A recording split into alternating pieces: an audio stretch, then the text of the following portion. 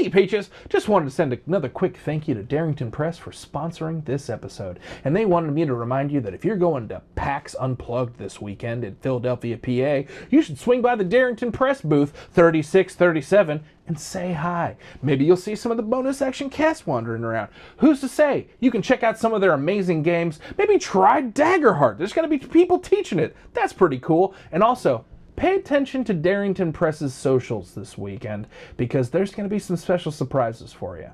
But as always, with Darrington Press sponsorship comes a promo code, baby! Type in bonus action, all one word, in the Crit Roll shop, and you get 15% off of one purchase. Show up. There's some good deals in there. Enjoy the show.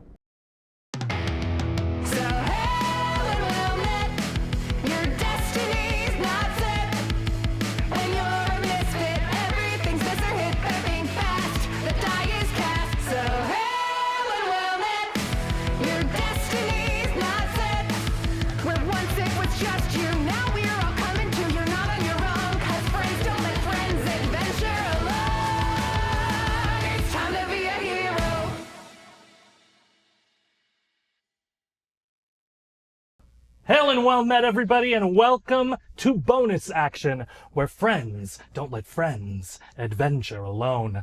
I am your friendly neighborhood campaign manager, David Armstrong, and I am welcoming you to Episode 7. Episode 7?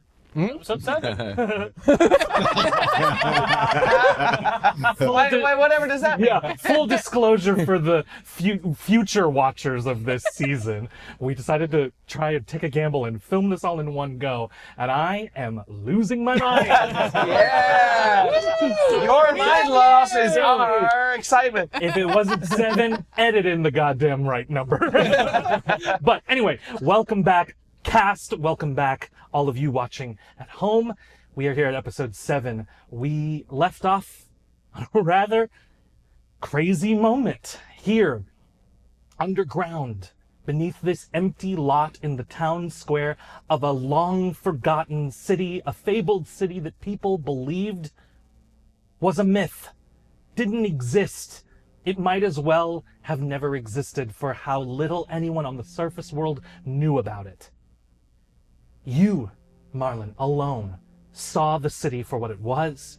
You found the path inward. You listened to this voice. You heeded a master who once gave you trust and treated you as an equal, and you returned that and convinced your friends to walk with you on a path unknown, arriving here in what the figure standing before you refers to as the Cathedral of Sins. This dreadlocked older woman with some cybernetic clockwork magitech elements affixed to her, a magitech arm, a magitech leg. This cane looks to have almost like USB cables, sort of coming out of the top of it, and similarly these extension cords coming out of woven amongst her dreadlocks. And you can see various small arcane accoutrements. You've seen Brick and Rory and other folks use objects to magic cast things, and she has similar little trinkets affixed to her hair. She holds this little frog who's now asleep, but the real part is asleep. The clockwork eye remains active, but you can see the frog just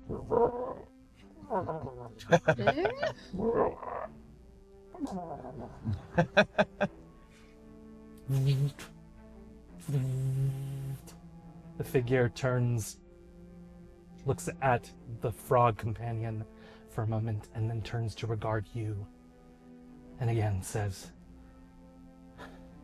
"My son, I never thought that I would see you again.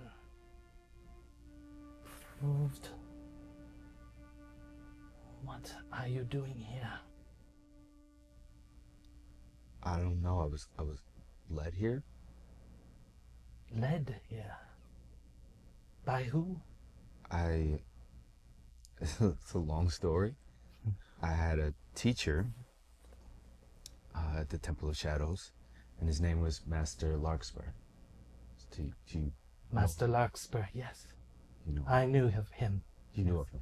We never met directly, but he was tangentially related to some of the research that I did here. It's a long story, but I was meditating like I've been taught to do, and I sat down to meditate, and my soul left my body.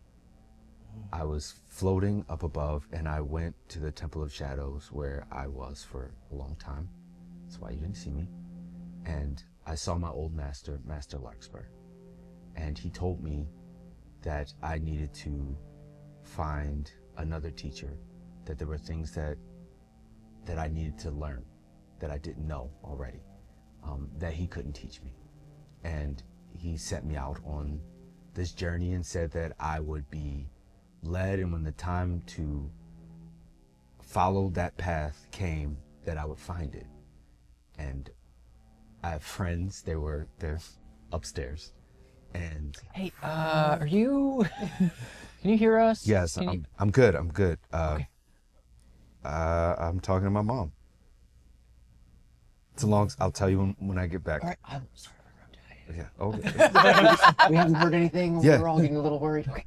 Yeah. All good. I know. I'm sorry I didn't check in, but it's my mom. I haven't seen her in a long time, so I'm a little shocked. Who is it?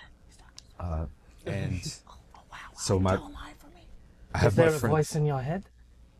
Yeah, he connected with needles. I'm talking to a friend of mine, Rory. I promise he exists. It's not, you don't have to look at me like that. I promise he's a person that is real. You see her continue to look at you kind of with this cold curiosity. There is not anything that she's disbelieving. You can see her taking in this information. You can hear like gears whirring in and around her. It sounds like there are machine parts to this humanoid that are not visible. And she nods finally and says, I see. You have learned to separate your soul from your body. Well, I haven't really learned. I did it that one time, but I don't know how to do it again. But that is the expedition of science. We will be able to replicate that through experimentation.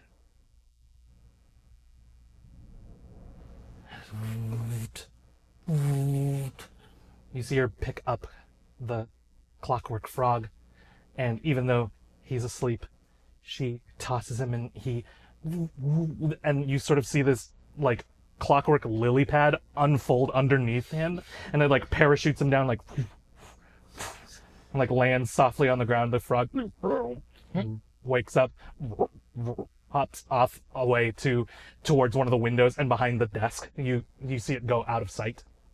She turns back to you and she says, so Master Larkspur, he taught you how to use your shadow arts properly. Yes. And then in death he taught you, or at least showed you that it was possible to separate your soul temporarily. Yes. I see. So the experiments continue. Experiments? Yes.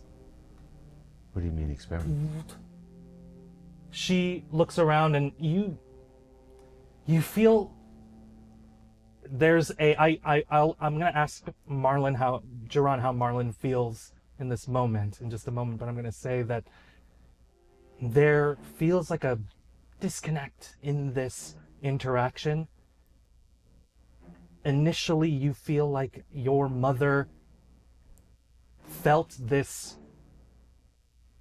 pang of missing you and now has transitioned to a kind of cold experimentation and analytical brain, and has seemingly forgotten that her own son is standing before her.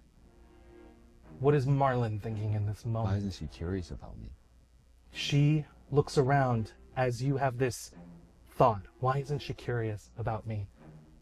She turns and looks at the stained glass windows behind her for a moment. And there is a long silence between you two. And she says, "So, do you expect to grow here? Or are you looking for answers about the past?"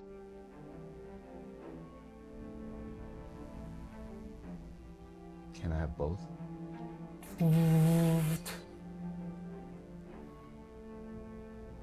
We can't get everything we want in this life, Marlin.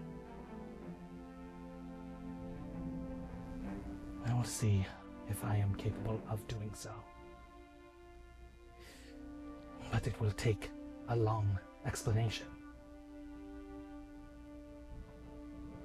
And there are decisions that I had to make that I feel you will have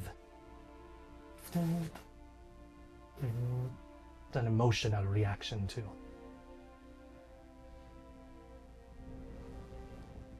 I ask that you remember these things are in the past.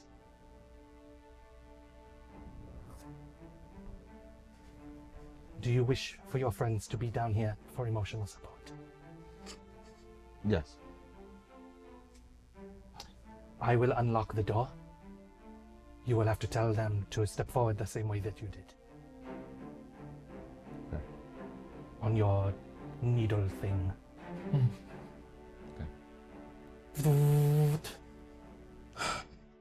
You guys, she said you guys can come down, but you have to step into the lot the way that I did. She says we can come down, but we have to step in the way that Marlin did. And she's gonna unlock the door. But she's gonna unlock the door. What does that mean? Okay, great. Well, if we step through like Marlin, we all know what that means. Hollers up, everyone. Ares looks at you, Rory, and goes, "Will," points to Xander? Yeah, what did I name him?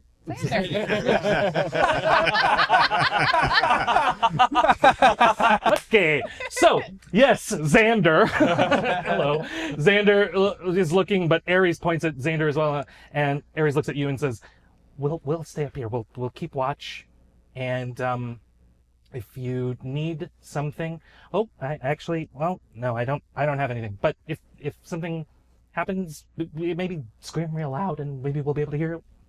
I don't know." Marlin, I'm gonna sever the connection and give it to Ares, so we know what's going on outside. We'll be in as soon as we figure out how to shadow step. You're not gonna have to shadow. She's gonna open the door. You don't. Oh, have to. I thought it was the same. Okay, No, okay. you just have to step into the lot. Just- You think this is easy? No, that's why I thought we were screwed. I feel bad hanging up now, but I did not at all. It took me years to learn. Exactly. I thought we were screwed. But like 2 days ago, I didn't know that Victor could jump to his sword down a pit. And look, I'm just mad about the zip line. You see Ares lean into like where you place the telepathic needle, and it's like, "Oh no, a tunnel! Oh, Hey, well, we'll be there. Thanks for clearing it up that we don't have to do something that none of us are capable of doing. Okay. That's going to make this a lot easier. Okay, great. I'll see you in a minute. Don't rush. I'm safe down here. Okay. Then you just Do hear. you need anything? Is there anything you want to communicate before we're in person? It's a lot, and just preparing you. My mom is different than I remember her. So please, when you get down here, just be cool. Everybody be cool. I repeat that to the group, and then I will. What do I have to do it again? I will spend another hope, and I will this time give it to Ares. Ah! Oh. Testing. Oh my god. All right. Testing, here we are. Yeah. So cool. Okay, great. You start to step forward, and as you are all starting to figure out where the door is, and you step forward, we cut back downstairs, and your mother, Gwendolyn Wayans, she turns back to you and says, and this is kind of the first moment that you see, since the moment that she first spoke to you. This is the first slip of like humanity that you see in her for a moment, and she goes, "Marlon,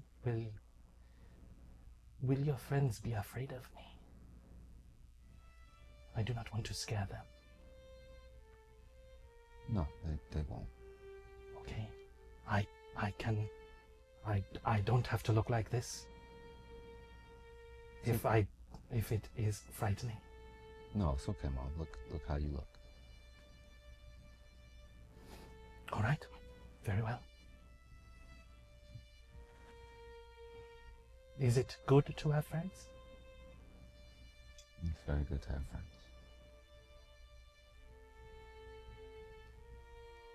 Well, I'm glad. All right. Cog, go meet Marlon's friends at the door, please. And you see the little frog hop out from behind. Yeah, Cog the frog. Oh, Cog the frog hops out from behind the desk. I gotta say, you're not getting enough flowers for how good your frog is. It's so good. It's incredible. Every time very you do it, I impressive. want to be like, I just want to applaud you. That it's, We need some ribbit NPCs. Yeah.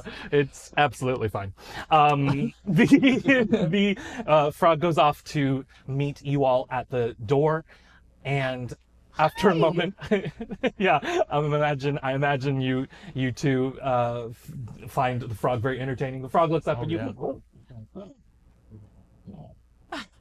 is that a real frog? I don't know. And like these two tiny like jet pack like ignite like flames ignite as it like hops and flies up to and like waits like goes face to face with you, Barbie, Hi.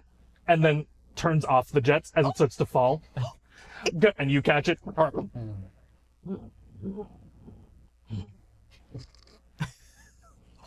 now? Catch a falling frog, you're supposed to put it in your pocket. Like the Thanks. song. Okay, great.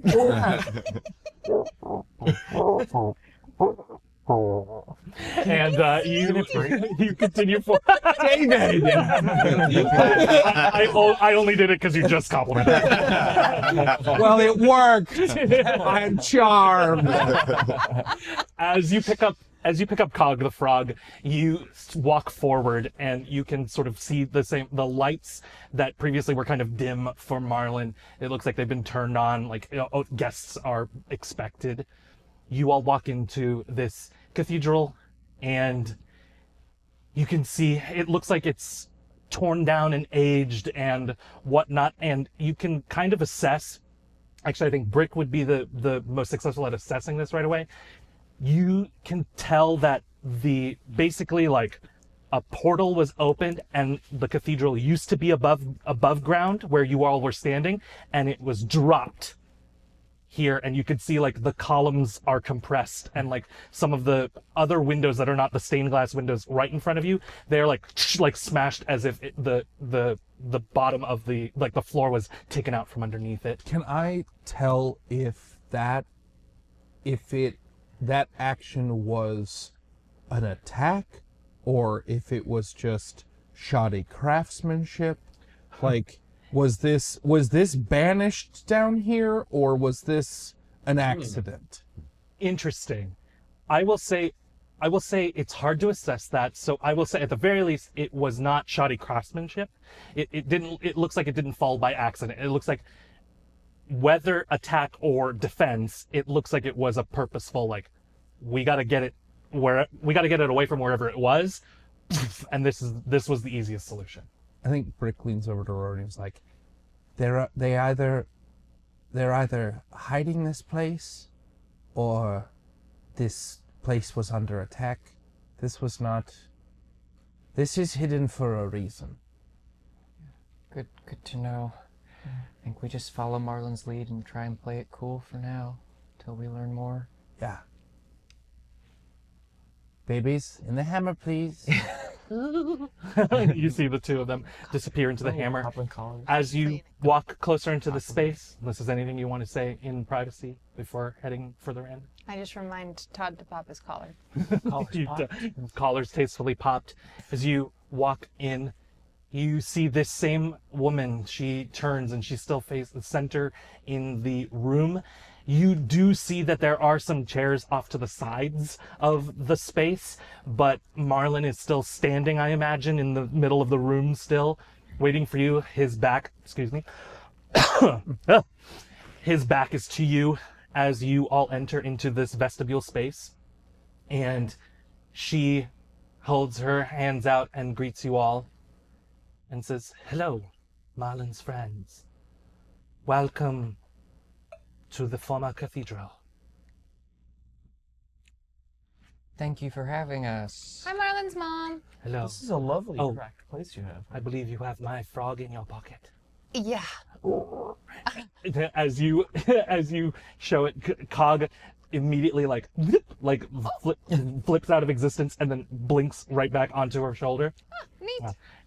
Cog is still asleep, and she goes, "Thank you for keeping him safe." Oh, yeah, he's so cute. He is very cute. Yes, I have heard that before.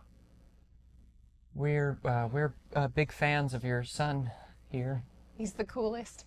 Yeah. Yeah. Yes. It is a good thing to be cool, yes. He's very tough, and he's helped save us many times. Save you from danger? You are Yes. adventurers? We get into some things. You could say that. Kind of. It is a dangerous and reckless life. But we help people. And it's a pretty dangerous world right now. We're trying to make it better. A noble cause. Why is it dangerous? More than usual, you mean? Do you wanna...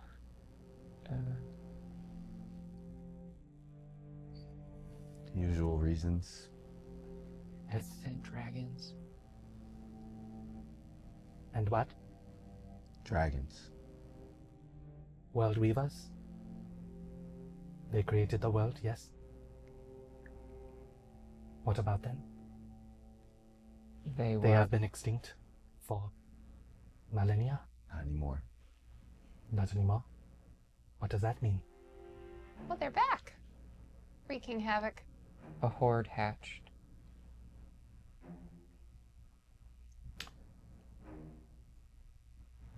Well, that is objectively not good. Not In unless fact- you're a dragon. In fact, some authorities would say that is quite bad. I would be that authority. You are accredited? This is the Yes. Watcher of the Wilds, Oh, yeah. champion of the sisters, Oh, Barbie Mordusa. Hi. she bows. You hear this like mechanical, like Oh. champion of the sisters. Okay. A noble title as well. Now I see why you are charged with helping people. How long have you been down here? It has been many years. I have lost count, and that became irrelevant to anything that I was doing down here. What have you been doing? We have continued my experiments. I believe I'm the only one of the collective left. Oh. I don't know. I don't know though. Perhaps I am also unfriendly enough that they just don't talk to me anymore. Apologies, I'm unfamiliar. What are the collected? The collective, also referred to as the Prismata Scientia. Are you familiar with our research? Is anyone on the surface world familiar with that research anymore? Some people. Master Larkspur only told you about the shadows? He told me that there was more I had to learn, and he taught me all he could teach me, but he didn't tell me anything specific about anyone else. She turns and addresses you all with her back to you, but as she is taking in the windows, the stained glass windows behind her, she says, the Prismata Scientia was a scientific collective aimed at giving the wild folk an immortal spark, as the other 8 realms have. And on the way, we would improve quality of life with our inventions and innovations. They were the greatest minds from all over the Empire. The central idea is that the wild folk of the 9th realm are multi-dimensional beings, and they are born into pieces. Your mind, your body, your soul stay with you as one mortal piece. But there are other yous out there. Other essences of you. They belong to the other realms. That is how the Concordia stays intact.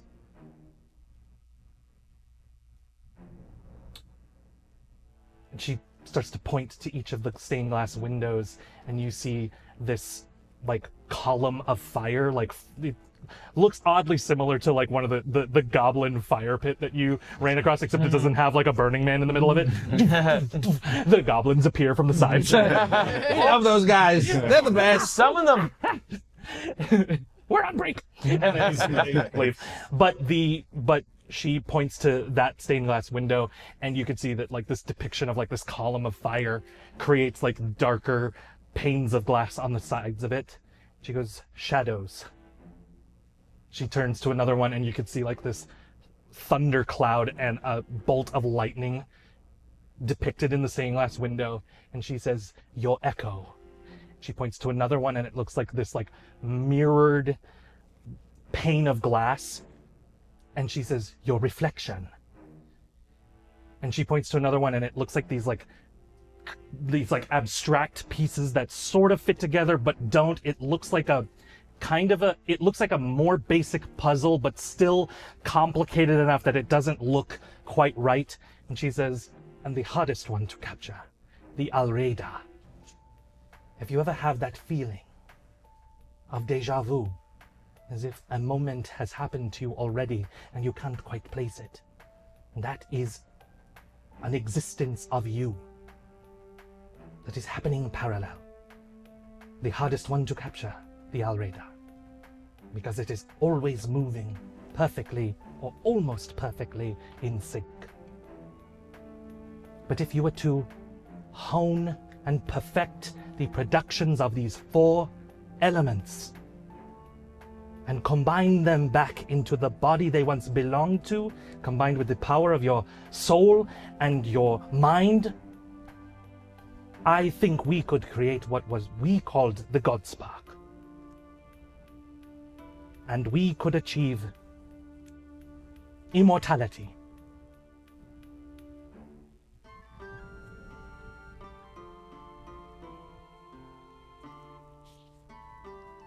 Now, if there was one mistake that I made in all of this, and she turns to you and softens a little bit, Marlin, and from her locks, from amongst the dreads, she pulls like one strand and eventually pulls this cable, and you could see like a small locket.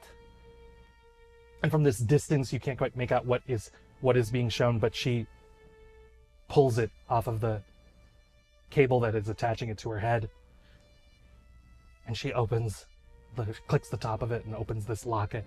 You could see depicted on one side is a small baby gnome, and then on the other side, like a kind of traditional family portrait, her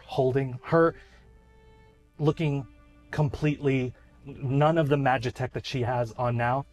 She just looks like a regular gnome woman holding this same baby, and then a male figure standing proudly next to her as she's seated on the other side of the locket. She says, "If there was one mistake that I made in all of this, it was that I gave you up. Because you are special, Marlon. You were born with a shadow already out of sync. Master Larkspur could only teach you how to hone what you already naturally had. But your shadow has always accompanied you, kept you safe from certain things, has always been a companion. And you think of all of this time that you wandered wild country alone, and kind of in a way took it for granted, but you didn't understand this, you didn't know this at the time. How could you? How could you have ever known that this shadow that is linked to you, and everyone has a shadow, everyone, that's natural, that's a totally natural thing. How would you have ever known this silent companion?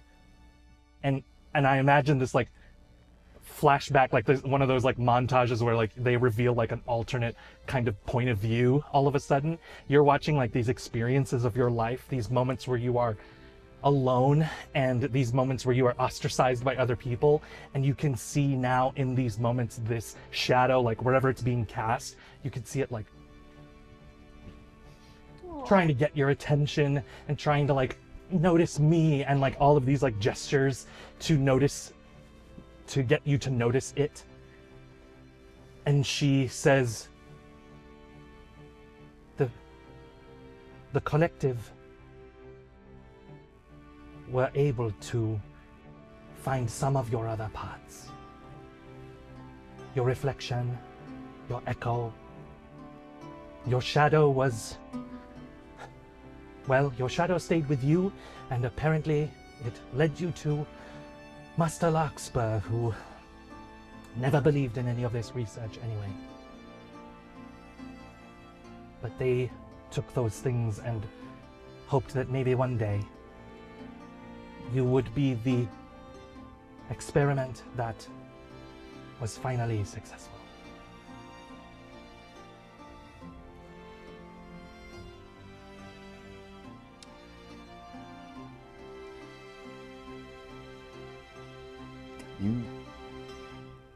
You just let them take me? I did not just let them take you. It was a very difficult decision. It was a long and labored choice that I made. And like I said, if there was one mistake that I've made in all of this, it was that I finally decided it would be best to do so.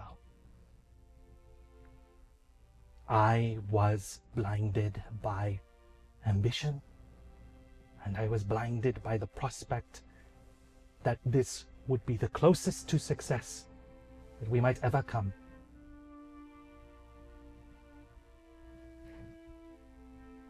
She pauses before she says, not necessarily apologetically, but sensing the necessity, says, I am sorry, Marlon, but it was a shot worth taking.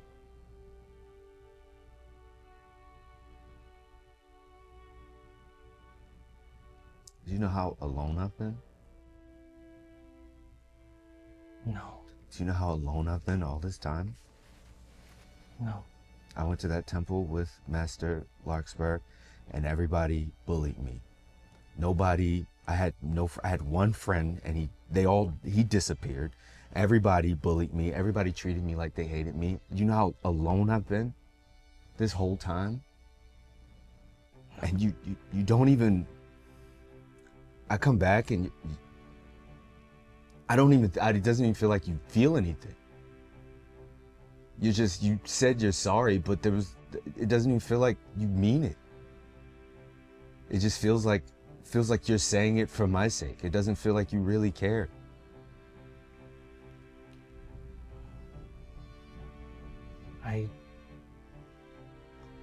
I do not understand, Marlon.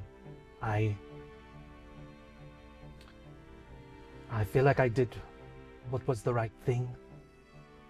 I could not have known that you would be subjected to all of that. Didn't you miss me? Yes, of course. I missed you. But You knew who I was. I did not know where you were. And there was news several years ago that I thought was you. Seemed to be that you, and she looks around at the rest of you and says, it seems a group of people walked into the Cosmic Hollow 8 years ago or around that time and did not return. The best I could do to confirm who you were, it seemed that everyone believed you were dead.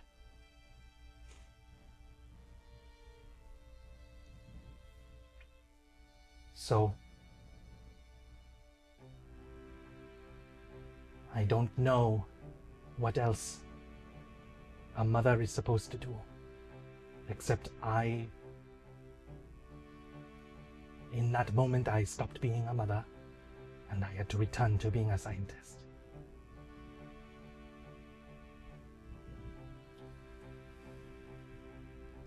What am I supposed to get from you? She turns back to the windows. You can reclaim the other parts. You would become the Prismata. You hold this dominion, I believe, that Master Larkspur showed you, over your shadow. You would have similar powers over your echoes and your reflections.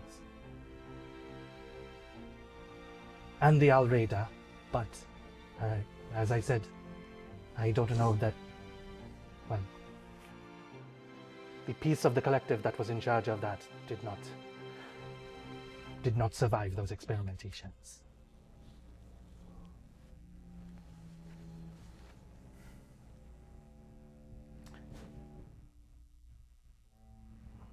If that is all you need from me, then I am happy to help you get those things. They will make you stronger. And I believe they will make you feel more complete. She gestures to herself and she says, I've already tried other ways to make that happen for me. Do you feel more complete? You hear like the mechanical whirring. It sounds even more animated than it had been throughout this conversation.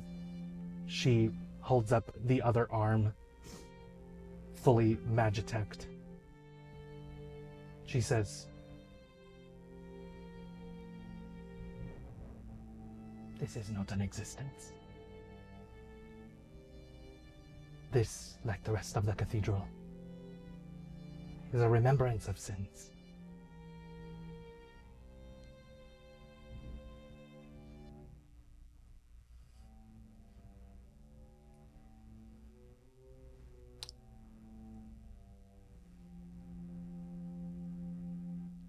Okay, well.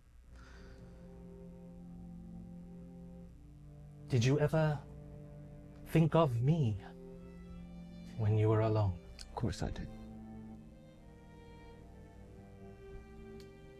Her mannerism changes in this moment. There's a long pause in the room before she says,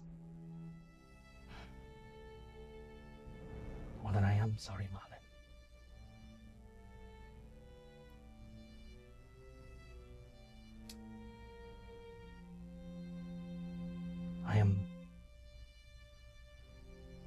I am an extremely proud woman, and I am unapologetically proud of my achievements in science and my accomplishments.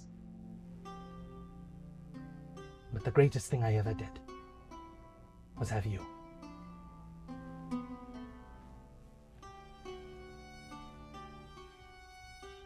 So, I am sorry. And that it is also now my greatest failure. Okay.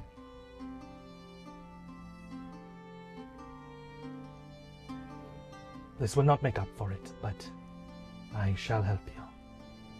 She turns, and there is a moment where you are sort of separated as she walks away from your group.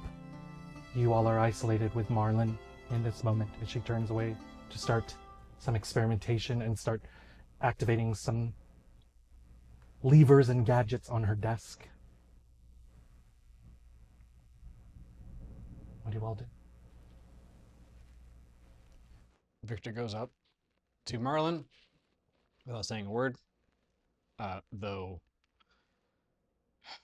kind of really understanding what he's going through when it comes to being abandoned by his parents and or having a father figure re-enter his life and seemingly not care when he shows up, and just puts his hand on his shoulder and just gives you a little squeeze, but no words, just reassurance and presence. So Brick follows that lead and just quietly whispers, "We can just go if you want to go."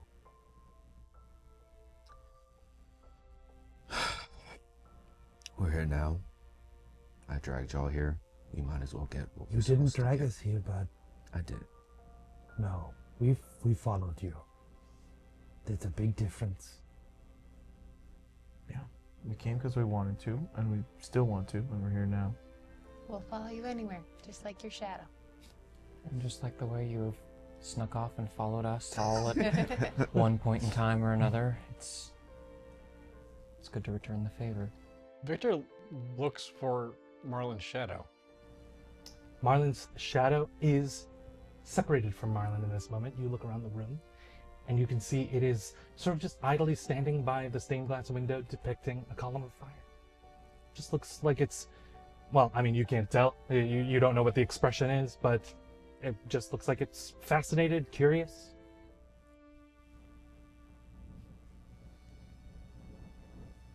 Huh.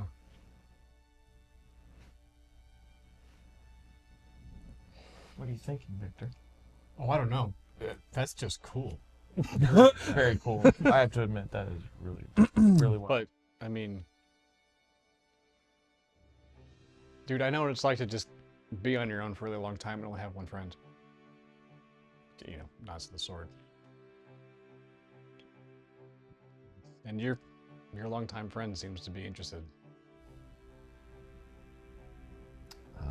Marlin goes up to his shadow. You join your shadow at the column of fire window, and without turning to you, your mother says, "You have dominion over your shadow, so you should be able to enter and leave that window freely. It doesn't lead to anything but a pocket dimension. But the other two," and she indicates the reflection window and the echo window, the thundercloud window, and says, "Those other two, you shall enter, and if you can successfully retrieve what is there, then you will have the same control over those aspects of you that you do as your shadow. You will not be able to bring everyone into those spaces. You will have to take one of your friends, if they choose to accompany you. They do not have to, but only one may do so."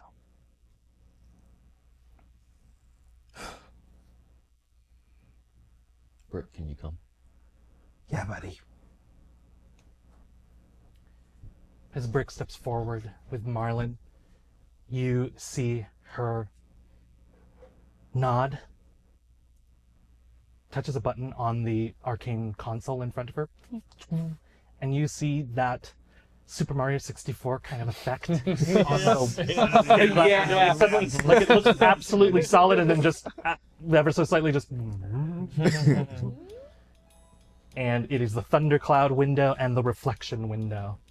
And your shadow, Marlon, very curiously, just like, in not like, oh, that's weird, as in, it is curious. It very curiously walks up to the echo window. And then you can feel it like look back at you. I follow it over to the window. As you two step through into what happens next, I will talk about that in a moment. The rest of you are in this sort of long, awkward silence. Gwendolyn Wayans does not acknowledge you anymore, but she doesn't invite you to leave or anything like that. But then, Rory, you hear, Rory, come in. Ares Balboa here. The one that you telepathically needled to your neck, and I'm the Bard of Lore that was accompanying you. And I don't know if this is a message, but I'm leaving a message. I think you should be able to hear me. Yep, I got you. Sorry. Yep. I was holding it. I didn't have the ear. Yep, got it. Okay. Hello. Everything okay upstairs? Everything's absolutely hunky-dory, but while we were waiting here, our friend, or our new friend, I don't know, I guess our new sort of ally, Xander mentioned something, and another member of the, well, I mean, it's kind of hard to explain. I guess if you wouldn't mind, if everybody could come back, well, yeah, I don't know what the whole situation is now. We're kind of in the middle of some stuff. Can you be more specific? Yeah. They said there's things across the town that might interest you, and it was somebody approached saying, I'm honestly, Rory, I'm a little starstruck right now. It's kind of crazy. So yeah, so if you're able to, whoever you're able to grab and come back to the surface, that would be great, and we can talk about it. It's absolutely not dangerous, at least not right now. All right, instinct check. What is?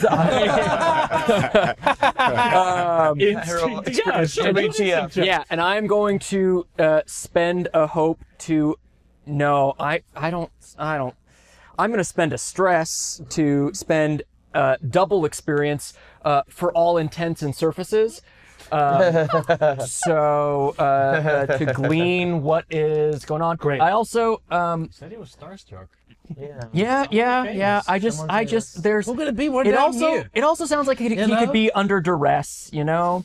And I'm and we've established Rory's become a little bit of a conspiracy nut. So Absolutely, yeah, we're fair with that. the other thing I was going to ask. Oh, no, it's this. No, I'm kidding. Would you say I know Ares well or don't know well? I think after that long rest watch you took with him, yeah. All right, then that other thing doesn't apply. So I will. I'm gonna need that stress later. We're gonna go with the hope. We're gonna go with just the hope. Something tells me I'm gonna need that stress later. Okay, so it's just normal. That is a 16, 18, 21 with hope. 21 with hope. Ares has it's sort of the same speech pattern as when you were on watch with him. Mm-hmm. And he started to talk about meeting some of the old members of like old adventuring parties, specifically the one that was teamed with Valora. Mm-hmm. And you get the sense of like, oh, they're standing right in front of me, so I can't quite talk about everything, but everything's so totally cool. I'm trying not to freak out. So you have this like weaving magic that like starts to weave, and I'm going to say in this moment, because did you use stress or hope for it? I wound up using hope. Okay, you wound up using hope, but I'm going to say, because it's like trying to perceive this like truth and obfuscation and all that, there is a moment, unfortunately, since you are still bound to it, there is a moment where you feel this like on your threads, on these Stitch Witch threads, you feel this like purple fabric, this like weaving velvet fabric around it, and you hear this voice connect to you and say, why would there be lies? Why would he lie to you? I don't know. Why would someone omit the truth? I guess the question is then, do you trust Ares more or less than you trust me? You did once say that you distrust me the least. Yeah, that is no longer the case. Well, then it's the sliding scale, isn't it? You'll have to make your own decisions. I fully intend to. I'm not looking to rely on you anymore.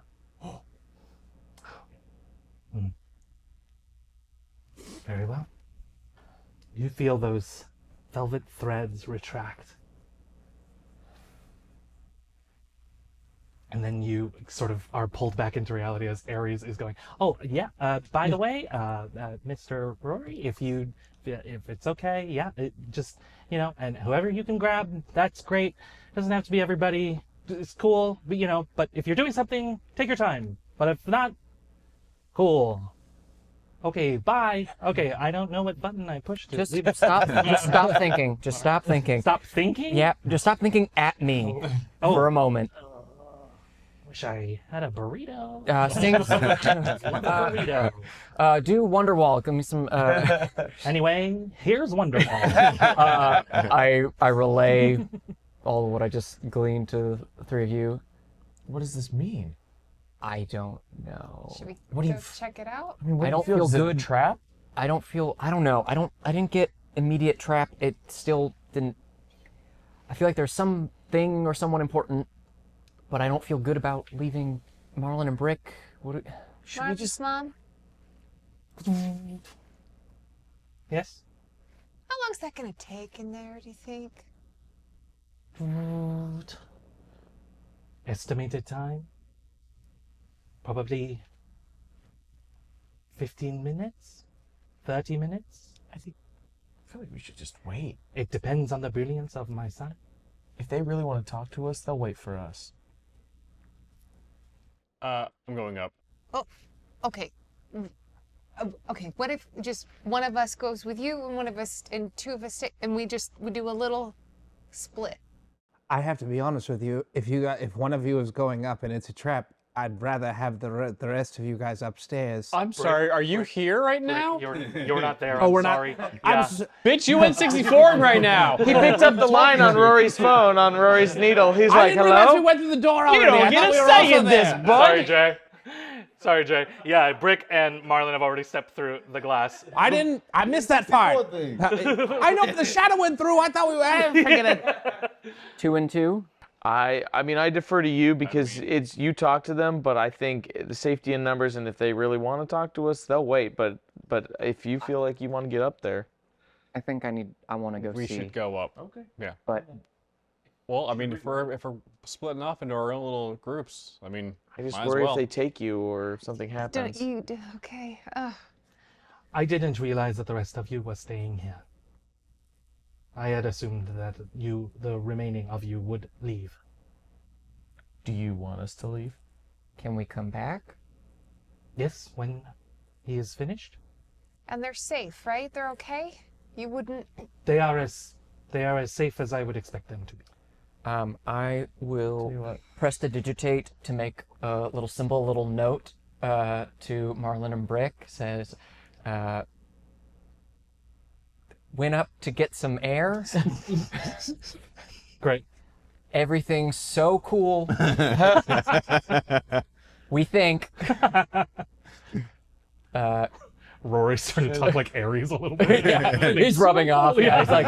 And then they went into the reflection or echo. They went first. into the echo. Echo. Hope the echo went well. Break a leg on the reflection. Absolutely. BRB. Maybe I feel like one person should stay. You wanna stay? I'll stick around just to be an intermediary between what's going on. Okay. You want Oh to my stay? god! I don't even know what that means, but That's Say a it I'm gonna big keep it. word. Yeah. You are staying here? Yes, intermediary. Yes. I will be an intermediary for my friends. And, You don't know what that means, do I you? don't. But Don't you worry, do. if he says it a few more times, it'll be his. It'll be my word. That's not how that works. He's the perfect person to stay here. Let's go. Okay, be careful, Todd. You got this. Don't worry, I'm an intermediary. I got this. Ty, just keep talking to her. Here we go, guys. All right. Oh no. Oh no. I just stand there awkwardly. I know what I just did. I would watch a whole episode. It's the worst spin-off. It's Joey. It's the dumbest. It's the dumbest. It's the dumbest person in Wild Country meeting the smartest person in Wild Country. It's just the Odd Couple. It's just the Odd Couple. It's true. Wait, is this Felix a and love Oscar. story? So Todd. Come back and Todd's gonna be half cyborg. I don't know what you're talking about. Just wearing it. Just like souvenirs. You three head upstairs as Todd goes to. She basically kind of perfunctorily invites you to take a seat. There's like these church pews that are on the sides of the cathedral, and she invites you to sit and wait. And it becomes like a doctor's office. And she pulls out, I don't know what this toy is called. I've never known what this toy is called. But it's that like abacus thing with the beads that's in every doctor's office. Yeah. Oh yeah. And then the woo. All right. I call it a wacky abacus. But she hands you like a wacky abacus and goes, yeah, play with that. Todd's like, oh my god, a puzzle. I can solve this. I know exactly what I need to do. I need to do this for my friends. I'm their intermediary. Don't worry, I'll solve this in no time. All right. He sits down, but he does it, but he's staring at her. Very watching intently her, yeah. and moving one bead at a time. And like seeing if it does anything. And then he does another thing, see if it does anything. Barbie, Victor, Rory, you head upstairs. The portal, as you're standing beneath it, basically just like ascends you back up to the surface. And you arrive back onto the surface world here in the city. And you can see, even before you step out of the bubble, you can see Ares and Xander has sort of like taken popped a squat next to everybody and is talking quietly. And you could see next to them, so they're all kind of at the same height because Xander is squatted down and Ares is kind of short. This old goblin in kind of this like large fancy suit is like looking around, and you could see like a couple of instruments on his back that are kind of obscured, and you can see him holding like this kind of violin case under his arm, and he looks like he's just talking and chatting quietly to Ares, and you could see Xander gesturing lightly, like they're just making polite conversation, kind of connecting. And as you step out of this little like the illusory portal, you join the conversation, and Ares goes, wonderful, perfect timing, my friends. This is Rory, an incredible magic caster, and this is Barbie. Barbie is the Watcher of the Wild, and Victor Antilles. Is it okay? Captain Victor Antilles, if you don't mind me saying. But these three are some friends I recently met. They have just returned from the Cosmic Hollow. Well, just returned for them while I was explaining it to you. And the goblin nods and looks up at the rest of you and says, no, to meet all of you, yes, hello. My name is Krusk, and I was told about your presence here in the city, and I thought I should finally make my presence known as well. It seems that perhaps, and he sort of lands an eye on Rory and says, it seems as though you might have a connection with an old friend of mine. You adventured with my... Valora Sindine, yes. Yeah. Wonderful. Quite a peach, isn't she? A rotten one. Indeed. A jape.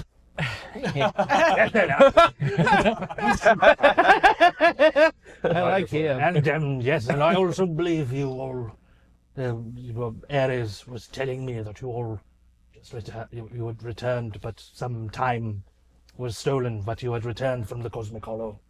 That's right. 8 years. 8 years. Unfortunate. Very sorry to hear that. But I heard, that interesting sort of a small anecdote about the Cosmic Hollow. I actually have a brother who lives there. What was his name? No. Well, you see, he didn't really have a name. He sort of gave it up and walked into the Cosmic Hollow, but, loved his slop. Really loved it. Couldn't get enough of the stuff and sort of lost his whole life to it and, kind of the black sheep of the family.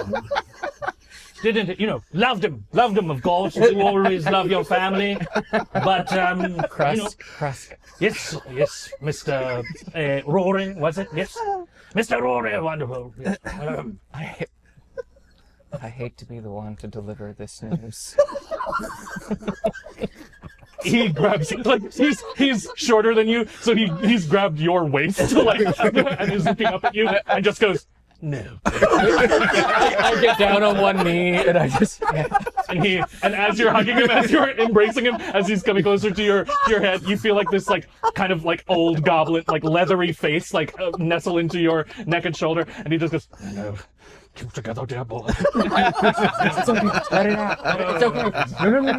No. He died as he lived. He died happy. It's okay. The last of your generation. You shall no. We shall remember. We shall endure. Thank you, dear boy. We should drink and sing. We should. I would love to drink. I hope you know his name, and I hope you know that it is very honorable, and I hope that in his death, in his memory, he picked and chose a noble and elegant and I've been doing so well. Cut this out. No, it's gotta stay.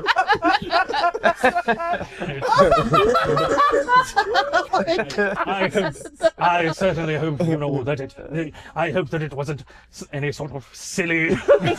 I'll say kind this. of long. I'll say this. A long name that was mostly nonsense. And he just sort of glommed onto every name that he was given. No, he was very. From what I understand, he was very discerning. Yes. And I think... What was the name? What was the name he was given? He kind of looks yearningly at all three of you. Please tell me. And you see Ares kind of rubbing salt in the wound, opens a scroll and yes, we have to memorialize him. We simply have to. We never learned the name that he took in the Cosmic Hollow.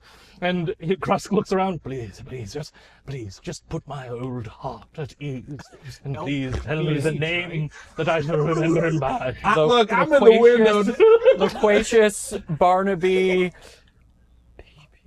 Yeah, LPPH, I think. Oh, it's in my notes. What am I doing?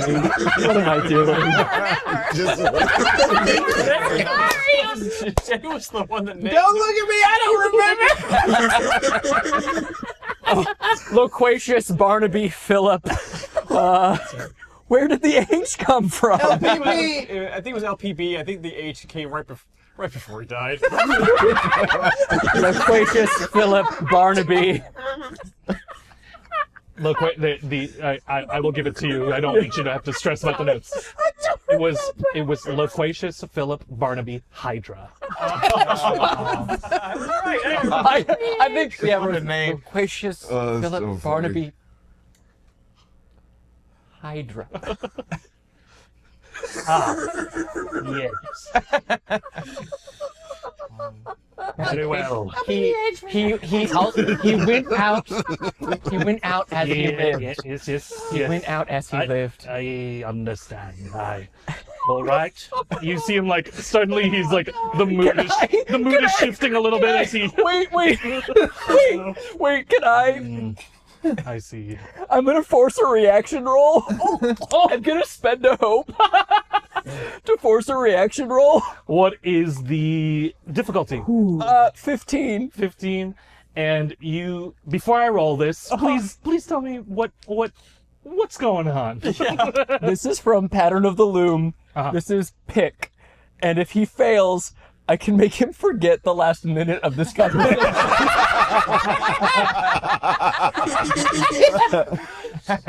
Difficulty what? 15.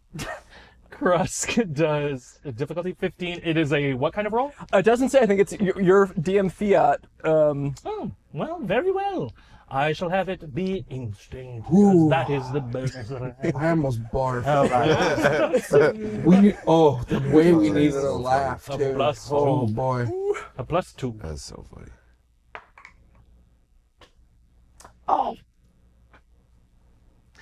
Actually, oh, wait, no. Sorry, what did I say? +2. Yeah, us too. I rolled a 13. Oh, He just members. barely members. Meets it, beats it, right? Beats it. So you feel that spell go, and you I think he's just willing it. yeah. He starts to accept it, and he just, and you see him like kind of like this very weak like arcane like counter spell essentially as he feels the spell happen, and he goes, yes, I see, very well, Mr. Balboa, if you could pour a drink for Loquacious Philip Barnaby Hydra, my brother. Died as he lived. A fucking idiot.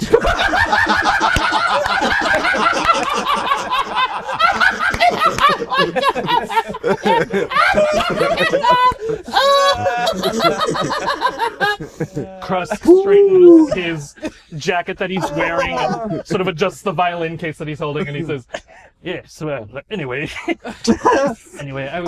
I was hoping if you would indulge me, friends, another one of that adventuring party. Well, not directly, but one of her protégés lives in the city as well.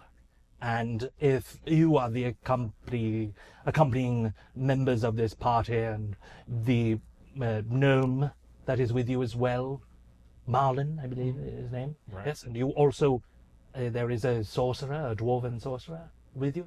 Yes, they're otherwise occupied. They are otherwise. That is fine. For the moment, we can do as we will. There was another one with you, I believe. Oh, yeah, he's Also occupied. Also occupied. Ah, very well. Well, if you don't mind, if you are not also otherwise occupied here, you would follow me, and we could go. It is a bit of a walk, but it is on the other edge of town, and we would be visiting a protege of the witch, Sarina Lacosta. She was part of the party as well. One of her proteges, as I said, lives on the edge of town, and if you are part of this party that is returning, you may be able to help there. As I heard you were also attacked by shadows. Can I would like to vibe check this. Sure. We say I would get the advantage from somebody I don't know very well. Yeah, you would. Distinction. Yeah. You just sort of know Krusk mythologically. Yeah. Mythically.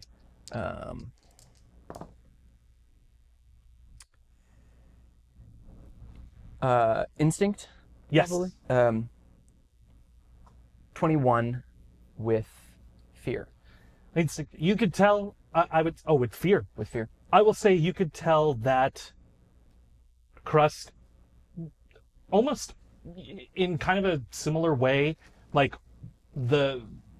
unless they are really trying to do something, like it's a little complicated for bards to just absolutely lie, So I think it doesn't feel like Krusk has much to hide, and I will say with the fear is that I think you start to put together, Rory, your presence here in the city is dangerous. And it is sort of you are all, Victor had mentioned this before, which is, why he had kept a distance from all of you and everything. You are all essentially moving targets, and as much as all of this effort went into hiding you from the Four Eyes, that seems well taken care of. But there are other forces at work in Wild Country, and you feel, even though you are not walking into danger, you are walking into machinations that are out of your control. But at the very least, I'm not getting any sense that like Valora sent him and. No. You feel like that was a pretty honest reaction. Okay. Like Krusk didn't like Valora either. Okay. Yeah. What do you guys? Listen, I'm all for finding out more information about the original party and finding out more information about Valora. As am I, Barbie. You seem conflicted. No, let's go. If one of you wanted to stay here, he looks to Xander and he says, would you mind your friends are occupied below, yes? Yeah. If someone's waiting here on the surface, that should be all right, yes? Yeah. Xander stands up and says, if no one else does, I will do it, but I wouldn't mind having someone wait with me, but that's fine. Should we get Todd or anything, or? How's Todd doing? Pleasure. Cut over, and Todd, what's Todd talking about now? Todd's like, and the funny thing about quicksand is it's not really that quick. It's actually a lot slower than you'd think, and he's still like moving these things along, and he's like, well, that's the funny thing about it. I mean, nature will just surprise you every time. Please stop talking. And they say it's a slug, but you can't punch it. I'm asking very nicely. Why would they call it a slug if you can't hit it? I would love if you stop talking. Have you ever tried to punch a slug? I would love it if you stop talking. Plan's working We cut back over. Yeah. We cut back up to the surface. I think Todd's got it. Okay. I do like this like daisy chain of like, oh, we'll leave someone here and then we'll leave someone here. I like that. But yeah, I mean, even if you don't, even if one of you doesn't stay, Xander says he'll stay here and wait for your friends. I mean, you want to tag Xander? Yeah, I could do that. Just Ares is here, and I just reach over and like pull out, and the needle appears, and then I'll just stick it in Xander. Ares goes, oh my god, that's not sanitary. I pull it out.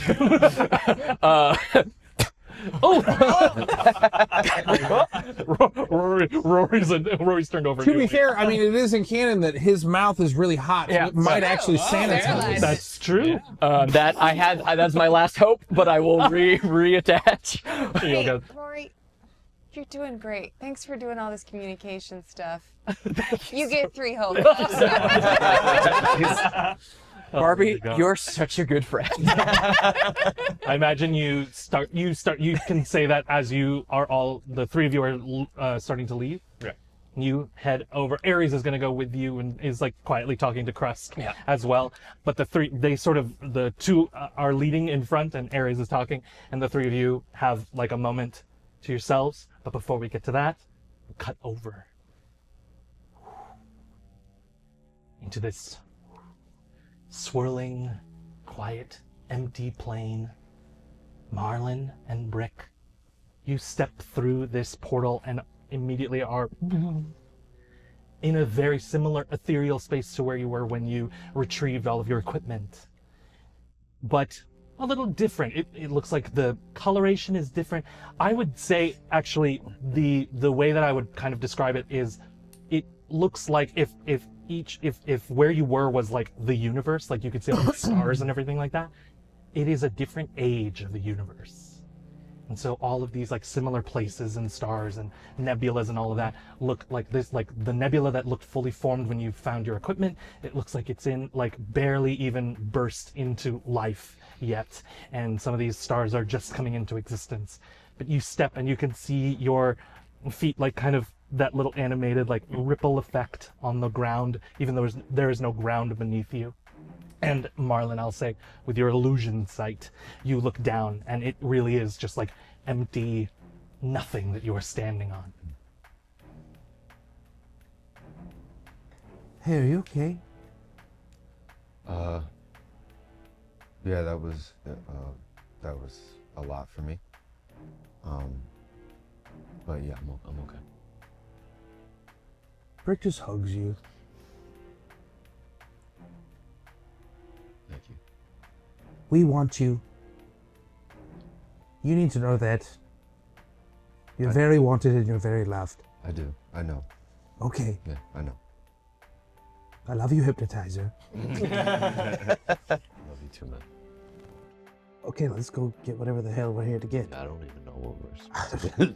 I friggin' hate these extra realms, man.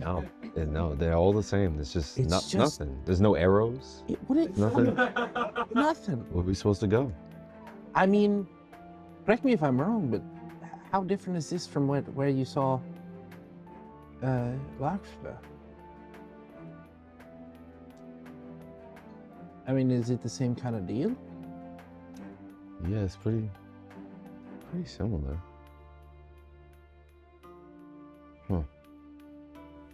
Do we send our souls out? Can we do that? I don't know. I'm just riffing here. I don't know. Maybe, I don't know. Maybe we'll try it. Marlon sits down, closes his eyes. Okay. Just You do that thing where because there's no like surface when you go to sit, and it's not like you lower yourself to sit, it's like your legs just come up and you're like on the same, you're like still level at the some level and you're just sitting lotus position. just the hammer's down. The hammer floats next to you. Okay, no, I guess it's good. No, just please. Hey guys, can you?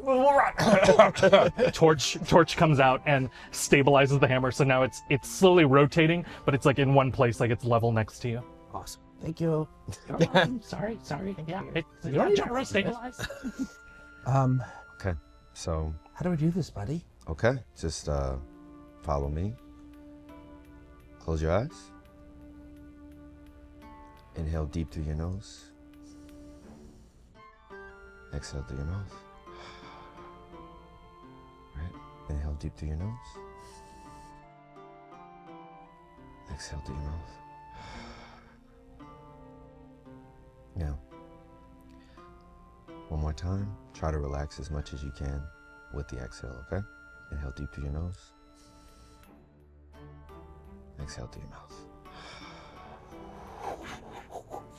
As that exhale leaves your mouths, you feel that same sensation, Marlon, as you're pulled forward from your body. And you and Brick, in these astral forms, are floating above your bodies, silently floating, and you can hear Torch just idly going, okay, this is super weird, okay, hurry up, hurry up.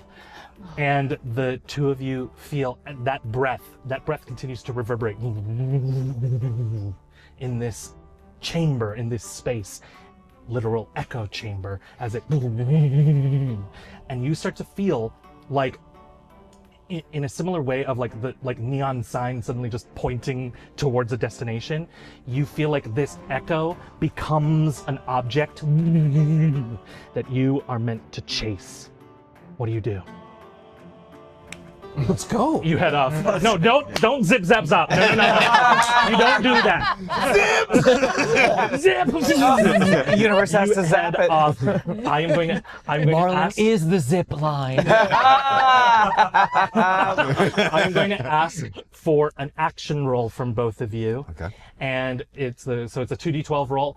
If you would add either your agility, or I will also allow instinct in this moment. And if you feel like you have a relevant experience that would help with pursuit, or something that is like heading towards a goal, like you are now like sort of goal driven, I will allow that experience to be added as well. Would Realm Walker Yes, it would. work? Okay. Yeah, I think. Yeah. Following a friend into the unknown to help save her, that is exactly the Realm Walker, and that is exactly the experience that you would add to this moment. Go ahead and roll your 2d12, and I will also allow, with the Realm Walker use, you can add a d6 as well to this. I don't know how you feel about this as flavor. Sure. I like the idea that Brick's spirit, when it comes out of his body, is huge. Yeah, absolutely. Yeah, the giant soul is your soul. This is the astral projection of your soul. You feel like you have this sensation, Brick, of like looking at your body and you're like, why am I so far away? And you realize, no, it is just this like giant perspective that you are appearing next to yourself and sort of seeing yourself as you are and enjoying that. I'd imagine, if you'll allow me. It feels good. And I Great. look at Marlon and I go, I'm huge. I'm sorry. That's a but I gotta be honest with you. This feels great. Incredible. What did you roll? 24. 24 with hope? Altogether, yeah, 24 with hope. Absolutely. 24 with hope. Mr. Barbrick Warmhearth, what'd you roll? 14 with fear. 14 with fear. All right, I am going to take a fear, but that is a success. You are a little behind, I imagine. It's a little bit like getting used to the giant movement. Even though you are floating and flying, it is a little cumbersome initially, but eventually, and Marlon, already used to this and already kind of deft in movement naturally, is in front of you, but you manage to keep pace, and you feel like these reverberations getting louder and louder as you are zooming towards these things. Stars are becoming star trails as you are moving faster and faster, and you are heading towards a echo that is vibrating now so fast that it is starting to burn, and as you reach it, Marlon, blinding white light as a supernova goes off kind of right directly in front of you, and it is shocking at first, but then almost immediately it is this comforting white light. And Brick, your giant spirit, is sort of watching this in this moment, but Marlon, you feel a presence in front of you. Marlon.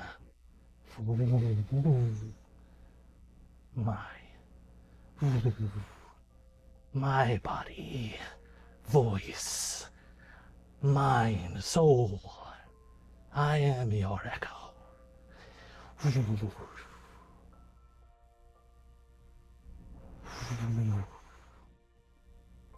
I would love to return with you.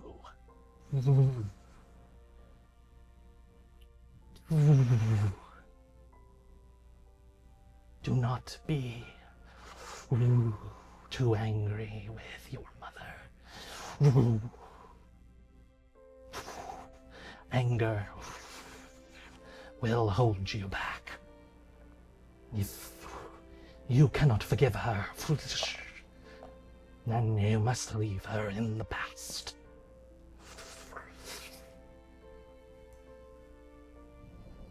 What does Marlon do? Reach out and I touch my echo. As you touch and you feel this like weight, like it doesn't totally sync with you at first, and then and you feel this part of you, a gap, a void that you didn't even realize needed filling. The echo calms and sort of solidifies in its vibrating and settles as it returns home. And you feel this sense of home and belonging. And this echo says, you have never been alone, Marlon. And you will never be alone. I will always be with you.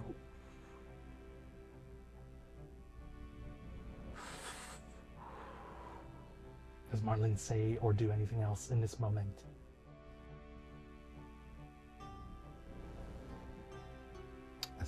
I don't think he says anything, but I think for the first time he realizes that even with these things or without these things, he's had everything that he's needed. with that realization, with that moment of acknowledgement, you feel it being like your essence being pulled back. The stars reversing and time resetting itself, and you returning to the entrance to that portal. A moment later, Brick joins you. But before Brick does, Brick's soul, this giant soul, you watch this moment, and for you, Brick, you don't see or you don't hear the exchange that they have. All you hear are this like reverberation and echoes, and you just hear Marlon. You can sort of hear Marlon saying something, and you hear words that Marlon has said, but you can just hear like echoes and these like sentiments of the past and the future. Will follow you. Collar tastefully popped. I'll spit in your mouth. But you hear all of these things, and you hear the essence of Marlon, this friend, this companion now that you have walked into danger with now multiple times. And you hear one as it starts to settle and stop this vibrating. You hear just almost like a voice like right here at the bridge of your nose just go, Brick? Who are you? Lo? You have to find us. I'm coming. I know. There are other tender spirits. They've been locked away. Free us, Brick. I'm coming. I'm coming. Help us. And before you can respond further, you are pulled back as well. You're standing right next to Marlon at the entrance, the portal you came through. Torch lightly rotating and gyrating next to you. Oh, okay, good job, guys. Did you win? Well, I don't know what you did, but okay. Very cool. Can we go? Did it work? I think so. Yeah. How do you feel? Good. Yeah. I don't. I feel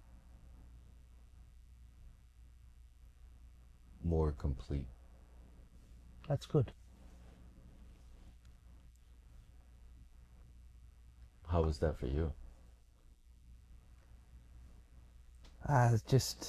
Well, let's just say I got confirmation on something that the little blue one was telling me about. I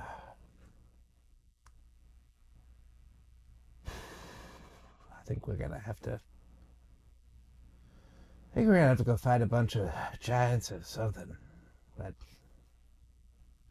that's honestly a story probably for another day. We got a lot of stuff ahead of us. Yeah. Whatever it is, I'll be with you. We'll all be with you, and Yeah. we'll be ready.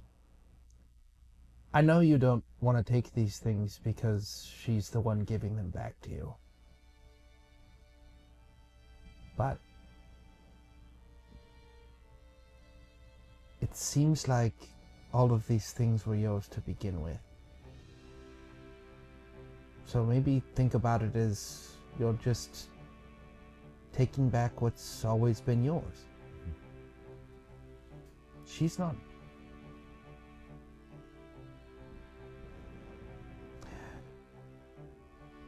It's hard for me to chime in on this because my parents are great. I need to call them. I'm worried they're not. It's not. That's not what we're talking about. I'm just saying forgiveness can be a powerful thing, but